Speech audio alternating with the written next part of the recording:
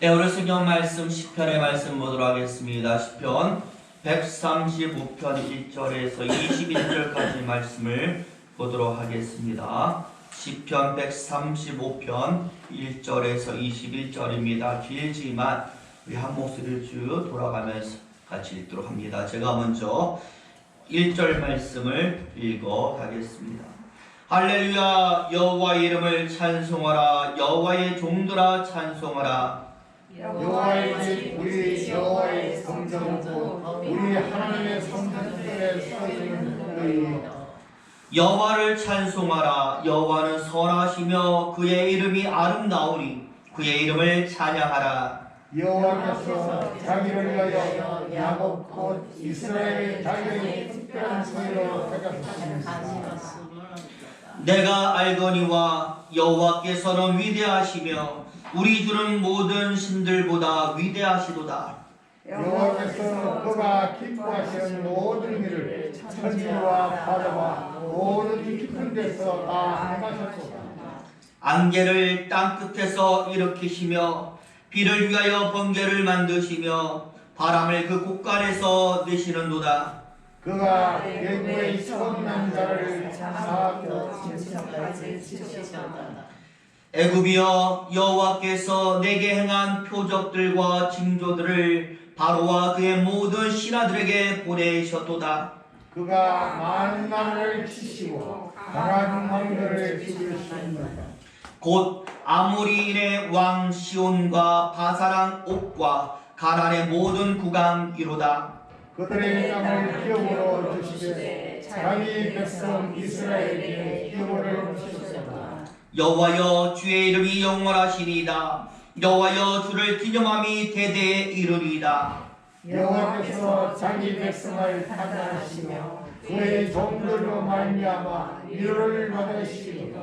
열국의 우상은 은금이요 사람의 손으로 만든 것이라.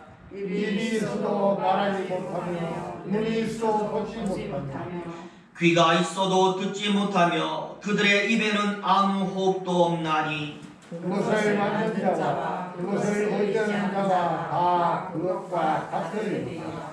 이스라엘 족속아 여호와를 송축하라. 아론의 족속아 여호와를 송축하라. 네 족속아 여호와를 송축하라. 여호와를 경외하는 너희들아 여호와를 송축하라. 우리 21절 말씀 같이 있습니다. 예루살렘에 계시는 여호와는 시온에서 찬송을 받으실지어다. 할렐루야.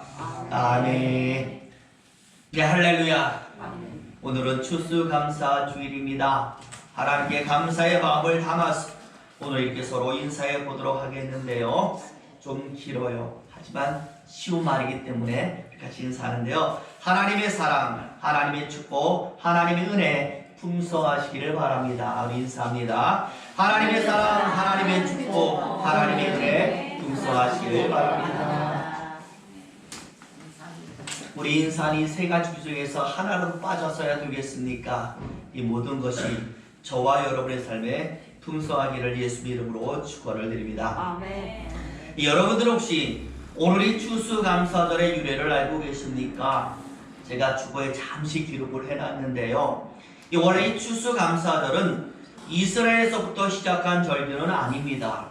그 옛날 서부 개척 시대의 미국에서 처음 추수감사절의 절기를 지켰고 우리나라 기독교가 미국 선교사들에 의해서 전파되지 않았습니까? 당연히 이 영향을 받아서 미국의 이 추수감사절을 그대로 우리도 지키게 되었던 것입니다. 그래서 우리나라의 추수하는 시기와는 조금 다른 계절에 우리가 추수감사절을 지키는 겁니다. 그리고 이 이야기를 조금 더 우리가 자세히 제가 좀 해드리면 이 1920년도에 영국에서 청교도들을 심각하게 박해를 했습니다. 바로 이때에 박해를 받았던 많은 청교도들이 배를 타고 신대륙이었던 미국으로 피난을 떠난 것입니다. 여러분, 이들이 처음 낯선 땅에 와서 무엇을 알겠습니까? 기후도 모르고 땅도 모르고 농사도 모르니까 뭐 하나 제대로 되는 것이 없었어요. 그래서 봄과 여름과 가을은 괜찮아요. 거기에 많은 곡식들이 있으니 그거 먹으면 되는 거예요. 하지만 겨울이 되니까 서서히 양식이 떨어지는 것이죠.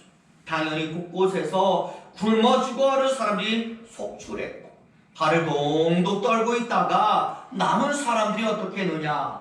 주변의 인디언들에게 도움을 요청한 것이. 이들은 원주민이니까 살아가는 방법을 알 것 아니겠습니까? 그들에게 농사법을 배워가지고 가르쳐준 방법대로 처음으로 옥수수 농사를 시작을 하는 것이죠. 그런데 그 해에 굉장히 풍성한 결실을 맺게 되니까 너무나 기쁘잖아요. 그래가지고 자신들에게 농사법을 알려준 인디언들을 다 초청해가지고 큰 잔치를 열게 되었던, 같이 하나님께 예배를 드리고 겉옷들의 양식을 같이 나누어 먹고 며칠 동안 거하게 축제를 열었는데, 바로 이 축제가 추수감사절의 기원이 되었던 것입니다. 그러니 처음 이들이 맺었던 이 축제는 결실의 기쁨만이 아닙니다. 자신들에게 도움의 손길을 내밀었던 도움에 대한 감사가 들어있고, 거대한 소출을 하나님이 주셨으니까 그 하나님에 대한 감사도 들어가 있고, 서로를 향한 나눔도 들어가 있고, 서로를 배려하고 불쌍히 여기는 도움과 나눔의 의미가 추수감사절의 의미가 되었던 것입니다. 그래서요, 여러분이 드라마 같은 것을 보면 미국의 가정의 추수감사절에 무엇을 합니까? 한상에 둘러앉아가지고 칠면조를 구워서 모든 가족이 함께 맛있게 나누어 먹지 않습니까? 함께 나누는 것이 추수감사절의 의미가 되었던. 그런데 여러분, 이 나눔이라는 것이 결국은 함께 가자라는 것 아니겠습니까? 나만 가는 것이 아니라, 홀로 사는 것이 아니라 함께 사는 미래적인 의미가 나눔에는 있는 것. 같이 가는 미래. 여러분, 중요한 것은 하나님께서 이스라엘에게 지키라고 알려주신 절기의 의미도 이와 똑같다라는 것입니다. 혹시 기억하시나요?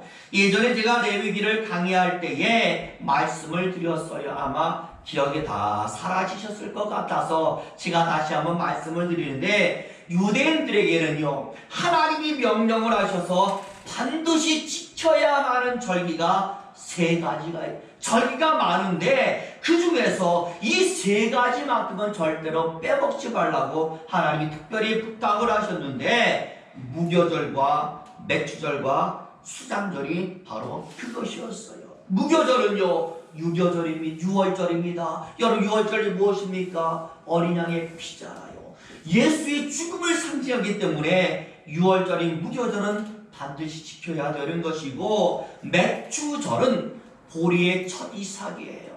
보리를 딱 심으면 첫 번째 이삭이 났을 때에 그 첫 결실을 다 거두면서 감사의 의미로 지켰던 절기가 맥주절이에요. 예전에는 맥주절도 우리가 지켰거든요. 요새는 맥주절을 잘 안 지키고, 왜? 우리가 보리 이삭 잘 그런 게 계절이 맞지 않으니까 맥주절을 지키지 않지만, 수장절은 바로 우리가 지금 지키는 추수감사절과 아주 유사해서 마지막 추수에 대한 감사를 드리는 절기가 수장절이 되는 겁니다. 그런데 이 수장절의 의미가 성경에 의하면 단순히 추수에 대한 감사만이 아니라 미래적인 의미를 품고 있었다라는 것이죠.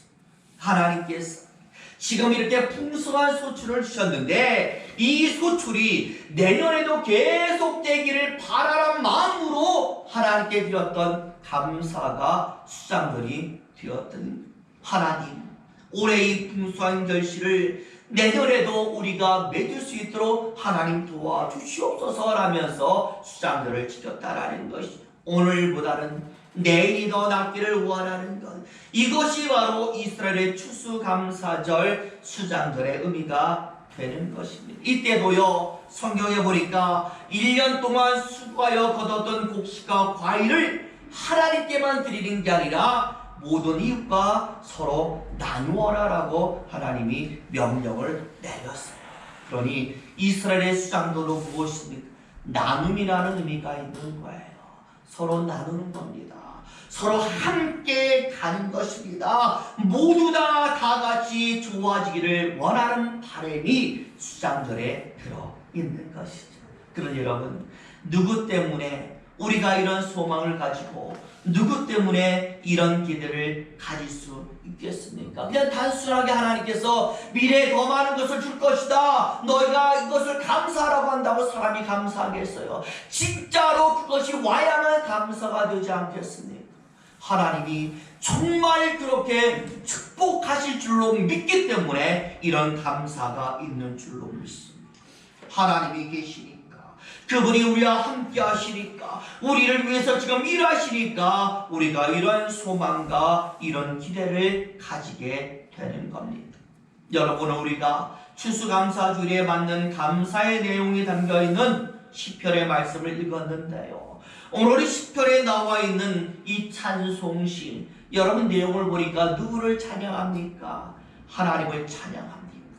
근데 그냥 찬양한 게 아니라 하나님의 능력을 찬양하고 있습니다. 1절에 보니까 할렐루야, 여호와의 이름을 찬송하라, 여호와의 종들아 찬송하라. 21절에도 예루살렘에 계시는 여호와는 시온에서 찬송을 받을지어다 할렐루야라고 말한 찬송으로 시작하면서 찬송으로 끝이 나는데, 그 찬송이 하나님의 이름을 향하여 올려주고 있었다라는 겁니다. 왜? 하나님의 이름 속에는 사람을 향한 하나님의 마음이 들어있기 때문에 그 이름을 향하여 찬양을 하는 거예요. 오늘 본문에 보니까 이 하나님의 이름에 어떤 의미가 있느냐, 그래서 우리가 왜 하나님을 찬양해야 되는가라는 모든 것이 다 나와 있는데요, 그 이유를 오늘 시편 저자는 세 가지로 우리에게 알려주고 있습니다. 부디 저와 여러분, 오늘 이 추수감사주일에게 하나님에게 감사를 드릴 때에 오늘 시편 저자가 알려주는 이 감사의 제목 또한 우리의 감사의 제목이 되기를 예수의 이름으로 축원을 드립니다. 첫 번째는요, 하나님의 이름은 선하시고 아름다운 하나님의 성품이 담겨 있기 때문에 우리는 찬송해야 된다라고 이야기를 합니다. 우리 3절 말씀 같이 있습니다. 3절 같이 있습니다. 시작. 여호와를 찬송하라, 여호와는 선하시며 그의 이름이 아름다우니 그의 이름을 찬양하라. 아멘. 하나님의 이름이요 선하고 아름답다고 말해요. 이유가 있잖아요. 왜 선하고 아름답겠습니까? 세상을 향해서, 우리를 향해서 하나님이 하신 일이 너무나도 아름답고 선하시기 때문에 하나님의 이름은 선하고 아름다운 줄로 믿습니다. 우리 4절 말씀 더 보면은요, 하나님이 하신 일이 쭉 나와 있는데 세상을 창조하셨습니다. 하나님의 사람들을 일일이 다 택하셨다라고 말씀을 합니다. 그들에게 복을 주시고 은혜를 내리시고 그들을 지키시고 인도하셨다라고 말합니다. 여러분, 이 일이 우리에게 얼마나 귀하고 아름다운 일입니까? 안 해도 되는데 하나님이 우리를 위해서 일을 하시는 겁니다. 은혜를 주시는 것입니다. 우리를 지키는 것입니다. 우리를 일으켜 세우십니다. 그러니 다른 누구도 아니고 하나님이 나를 위해서 이렇게 일하시는데 어떻게 이런 이름을 가진 하나님을 찬양하지 않을 수 있겠습니까? 당연히 우리는 하나님을 찬양해야 합니다라고 오늘 시편 저자는 말씀을 하고 있습니다. 두 번째는 15절 보시면 세상에 있는 많은 우상들이 다 나와 있어요. 그런데 그 우상들이 헛되고 사람들에 의해서 만들어진 허상이라고 다 이야기를 하는 것입니다. 그러면서 오직 세상에 살아있는 신은 하나님뿐이다라고 명명하는 것이죠. 결국 하나님만이 참 신이시니 신에게 올려질 찬양이 있다면 그 찬양은 오직 하나님만 받으셔야 합니다라고 말씀을 하고 있습니다. 오직 세상에 신은 하나님밖에 없으니 신을 부르려면 하나님을 부르고 신을 노래하려면 하나님을 노래하십시오라고 말씀을 하는 겁니다. 이제 마지막 세 번째가 우리에게 상당히 중요한데요, 하나님의 이름은 사람을 구원하시는 구원자의 이름이시다라고 이야기합니다. 이런 8절 이하를 보시면요, 하나님이 이스라엘 구원하는 모습이 쫙 나와 있거든요. 하나님 언제 이스라엘 구하셨습니까? 이스라엘 사람들이 기억하는 출애굽, 애굽에서 나온 그 상황을 그대로 오늘 성경에서 그려주고 있어요. 참 흥미로운 것이요. 항상 여러분 성경 보시면 아실 거예요. 구원하면 나오는 게 뭐예요? 출애굽이고요. 약속하면 나오는 사람이 아브라함이고요. 멸류관하면 나오는 사람이 다윗이라는 것. 결국은 구원의 대명사는 출애굽이고 약속의 대명사는 아브라함이고 멸류관의 대명사는 다윗이라는 것을 이야기해 주는 것입니다. 오늘 본문에서도 구원하니까 무엇이 나오고 있습니까? 출애굽이 나오고 있어요. 굉장히 중요한 의미라고 저는 생각을 해요. 아마 몇 주 전에 제가 얘기를 했을 거예요. 무게중심에 대한 이야기하면 제가 뭘 얘기했습니까? 오뚜기를 잠깐 언급을 했고 기억하시나요? 그때요, 이 오뚜기가 왔다 갔다 쓰러져도 다시 제자리로 오는 것은 바로 무게중심 때문이라고 제가 말씀을 드렸잖아요. 제가 예전에 어렸을 때에 왜 그런 호기심인지 왔다 갔다 하는 오뚜기를 보면서 아주 신기하니까요. 얘가 왜 이렇게 왔다 갔다 하면서도 다 제대로 쓸까라는 궁금증이 생기니까 어떻게 했겠습니까? 오뚜기를 뜯어봤어요. 뜯어가지고 왜 그런 원리가 있는가라고 봤더니요, 이 오뚜기가 밑이 어떻게 생겼어요? 둥그렇게 생겼잖아요. 그런데 그 둥그렇게 생긴 중심에 뭐가 있는지 알아요? 이 나만한 철, 쇳덩어리가 딱 붙어가지고 있으니까 이게 와 흔들려도 그게 중심을 잡아 주어서 흔들리지 않더라고요. 무게중심이, 아주 무거운 무게중심이 오뚜기를 반듯하게 잡고 있으니까 넘어지지 않고 다시 세워졌던 것입니다. 저는요, 신앙도 마찬가지라고 생각합니다. 마찬가지로 사람마다 넘어질 때마다 일어서게 만드는 신앙의 무게중심이 다 있어요.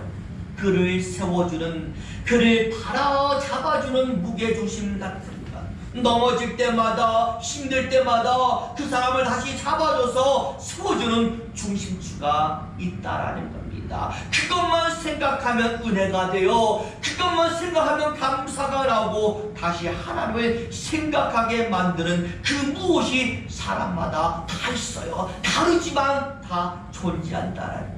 오늘 성경은 이스라엘에게는 그것이 무엇이란 이야기일까요? 출애굽이라고 말씀하는, 출애굽만 생각하면 감사가 나오고, 출애굽만 생각하면 하나님을 잊을 수가 없고, 신앙이 막 회복되고 출애굽을 막 기억하는 거예요. 그것만 생각하면 하나님께 다가가니까 출애굽을 잊을 수가 없는, 잊을만 하면 선지자들이 다 얘기해요. 출애굽을 기억하라라고 이야기하지 않습니까?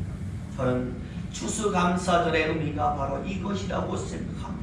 하나님이 왜 구태여 절기를 이렇게 많이 만드시고 지키라고 요구하셨겠습니까? 살아가면서 하나님을 기억하라는 것입니다. 절기를 지켜가면서 은혜를 기억하고 주신 축복을 기억하고 주신 사랑을 기억하라는, 그 모든 중심에 계시는 하나님을 잊지 말라고 세상에 사는 우리에게 절기를 지켜라라고 말씀을. 우리 믿지 않는 사람들도요, 성탄절 하면 누구를 생각해요? 아기 예수님 생각하잖아요. 부활절 하면 뭐 생각합니까? 부활절 달걀과 부활하신 예수님 믿지 않는 사람들도 생각을 합니다. 하나님을 생각하게 만드는 모든 것이 믿는 사람에게 있는 게 아니라 믿지 않는 사람에게도 존재를 해요. 그런데 우리에게 중요한 것은 그저 생각만 하는 게 아니라 그게 무엇으로 바뀝니까? 믿음으로 바뀌기 때문에 우리에게는 그게 중요한 것입니다. 오늘 하나님은 시편 저자는 우리에게 묻고 있어요. 여러분에게 과연 그것이 무엇입니까? 생각만 하면 하나님을 생각하고, 생각만 하면 감사가 나고, 생각만 하면 은혜가 나오는 바로 그것이, 하나님을 기억하게 만드는 바로 그것이 여러분에게는 무엇입니까? 라고 묻고 있는 거예요. 여러분, 기억도요, 추억이 많아야 기억을 합니다. 하나님께 받은 기억, 하나님께 은혜 받은 것, 도움 받은 것, 이게 하나도 없으면은요, 기억할 수가 없어요. 추억할 수 없어요. 기도도 해봐야 추억이 생기고, 예배도 드려봐야 추억이 생기고, 뭔가 하나님을 향하여 해본 것이 있어야 이게 추억이 되는 것입니다. 사람과의 추억도 마찬가지잖아요. 그 사람 같이 어울려봐야, 같이 살아봐야, 행동하고 같이 있어봐야 뭔가 기억 남을 것이 생기게 되는 것입니다. 마찬가지입니다. 왜 하나님이 절기 지키고 예배드리고 기도하라고 해요? 그걸 통하여 하나님을 기억하니까, 그걸 통하여 하나님을 생각하니까, 그걸 통하여 하나님을 알게 되니까 하라고 명하시는 줄로 믿습니다. 부디 저와 여러분 생활하시면서 하나님을 기억할 수 있는 많은 사건들을 만드시기를 바랍니다. 오늘의 시편 저자가 하나님을 향하여 찬양을 올릴 수 있는 이유는 하나님이 그들을 향하여 베푼 은혜를 알기 때문에, 있기 때문에, 그것을 잊지 않고 기억하기 때문에 감사가 나오는 것입니다. 저와 여러분들도 생활을 통하여 기도하시고, 생활을 통하여 예배하시고, 여러분의 신앙을 잘 붙드셔서 나를 붙잡고 회복시킬 수 있는 그 하나님과의 추억, 그것이 무엇인지 잘 생각해 보시고 그것들을 하나씩 만들어 가셔서 그것이 우리의 감사의 제목이 되시기를 예수의 이름으로 축원을 드립니다.